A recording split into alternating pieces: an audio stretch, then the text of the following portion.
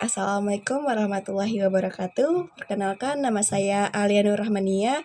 Di sini saya akan mempresentasikan tentang larutan penyangga dalam darah. Sebelum saya menjelaskan materi tersebut, saya akan menjelaskan apa itu larutan penyangga. Larutan penyangga adalah larutan yang mampu mempertahankan pH-nya saat ditambah asam, basa, maupun air. Larutan buffer menjadi salah satu produk yang dihasilkan dari reaksi asam dan basa.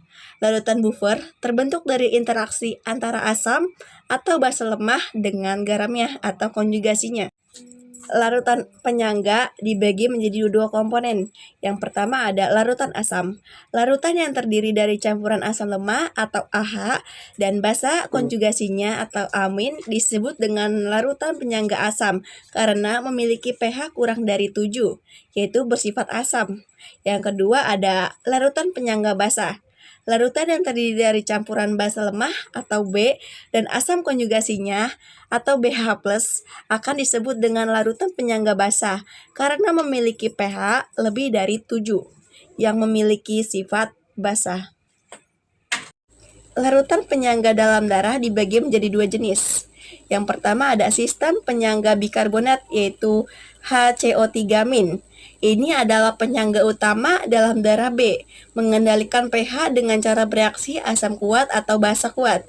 Jika ada asam kuat yang masuk ke dalam darah, bikarbonat akan mengikat ion hidrogen atau H+ untuk membentuk asam karbonat, yaitu H2CO3, yang kemudian akan terurai menjadi air dan karbon dioksida, yang dapat dikeluarkan dari tubuh melalui pernapasan. Jika basa kuat yang masuk, asam karbonat akan melepaskan ion hidrogen untuk mengurangi efek basa tersebut. Yang kedua ada sistem penyangga hemoglobin. Hemoglobin dalam sel merah juga berperan sebagai penyangga, terutama dalam mengangkut karbon dioksida dan oksigen.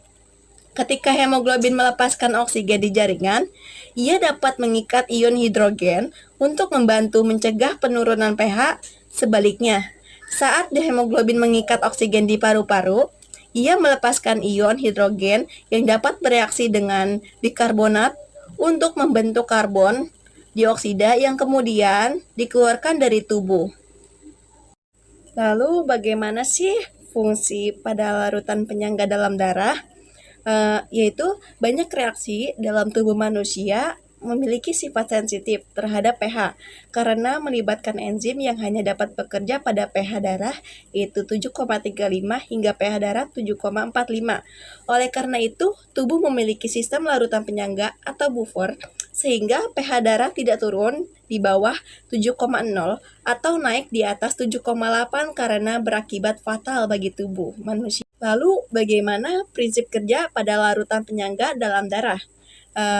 Ketika darah menjadi terlalu asam atau pH-nya menurun, bikarbonat HCO3- akan mengikat hidrogen H+ untuk membentuk asam karbonat yaitu H2CO3 yang kemudian dapat diuraikan menjadi air yaitu H2O dan karbon dioksida CO2 yang dibuang melalui pernapasan. Sebaliknya ketika darah menjadi terlalu basa, yaitu dengan cara pH-nya naik, asam karbonat H2CO3 akan melepaskan hidrogen, yaitu H+, untuk menurunkan pH kembali ke rentang normal. Sistem ini bekerja secara otomatis untuk menjaga keseimbangan pH dalam tubuh. Jadi, kesimpulannya yaitu larutan penyangga karbonat terdiri dari asam karbonat yaitu H2CO3 dan ion bikarbonat yaitu HCO3- yang merupakan basa konjugasinya. Asam karbonat adalah asam lemah yang dapat kehilangan satu proton untuk membentuk ion bikarbonat. Sistem penyangga bikarbonat yaitu HCO3- dan sistem penyangga hemoglobin. Sistem bikarbonat berfungsi dengan cara menetralkan asam atau basa kuat yang masuk ke dalam darah, sedangkan sistem hemoglobin yaitu untuk membantu mengatur pH dengan mengikat dan melepaskan ion hidrogen dalam proses pengangkutan oksigen dan karbon dioksida di dalam darah. Sekian, terima kasih presentasi dari saya. Wassalamualaikum warahmatullahi wabarakatuh.